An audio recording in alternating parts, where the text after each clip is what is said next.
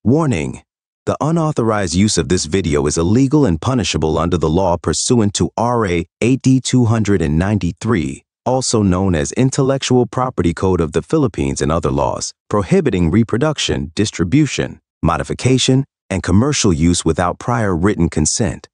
Violators may face civil, criminal, or administrative penalties. To report infringements, contact the DHRDD through 872-30401, Local 6219.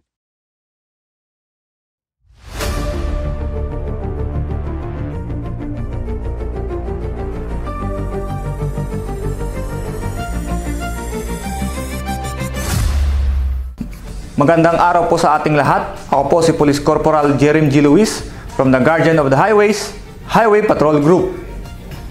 Ano-ano ang mga mandato ng Highway Patrol Group?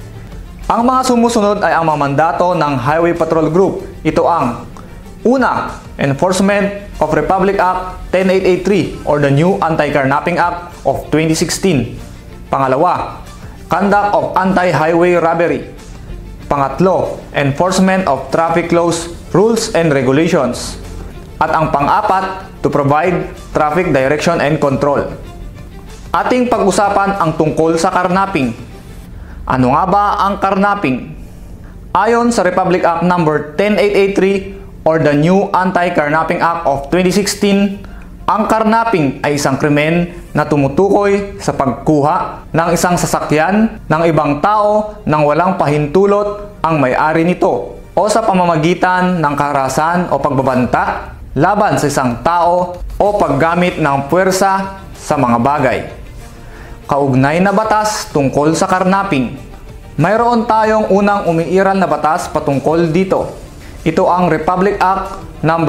6539 o ang Anti-Carnapping Act of 1972. Ngunit, noong taong 2016, ito ay nirepaso at pinilitan ng bagong batas, ang Republic Act No.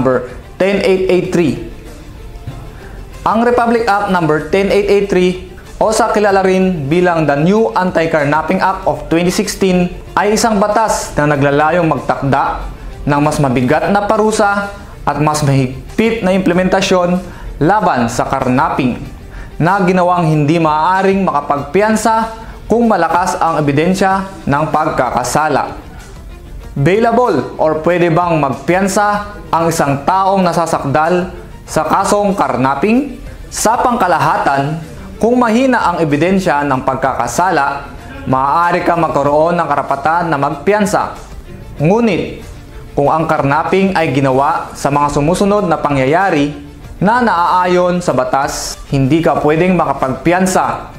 Ito ay kapag: una, ang may-ari, driver, pasahero o pahinante ng karnap na sasakyan ay namatay o di kaya na-rape sa panahong ginagawa ang pagkarnap ng sasakyan.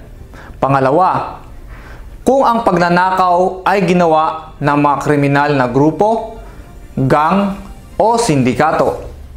Pangatlo, kapag ang pagnanakaw ng sasakyan ay isinagawa sa pamamagitan ng karahasan o pananakot ng sinumang tao o mga tao o pinilit sa mga bagay. Ano naman po ang parusang itinakda sa Republic Act No. 10883? Itinakda ang Republic Act No. 10883 na kapag ang carnapping ay naganap nang walang karahasan laban sa tao o pananakot o paggamit ng puwersa sa mga bagay, ang sinumang mahatulan ng pagkakasala ay paparusahan ng pagkakakulong ng hindi bababa ng 20 taon at 1 araw. Ngunit, hindi lalampas sa 30 taon anuman ang halaga ng sasakyan na kinuha.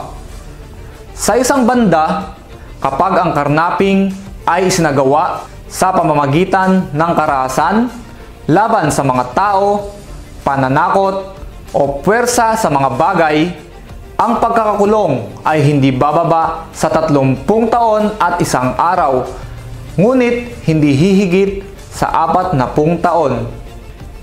Tandaan na kapag ang may-ari, driver o sakay ng ninakaw na sasakyan ay pinatay o ginahasa habang isinasagawa ang pagnanakaw, habang buhay na pagkakabilanggo ay ipapataw. Para sa karagdagang katanungan, maaari po ninyong bisitahin ang aming Facebook page na Highway Patrol Group o di kaya tumawag sa aming mga hotline numbers 0998-598-8171 o di kaya 0906-374-5375.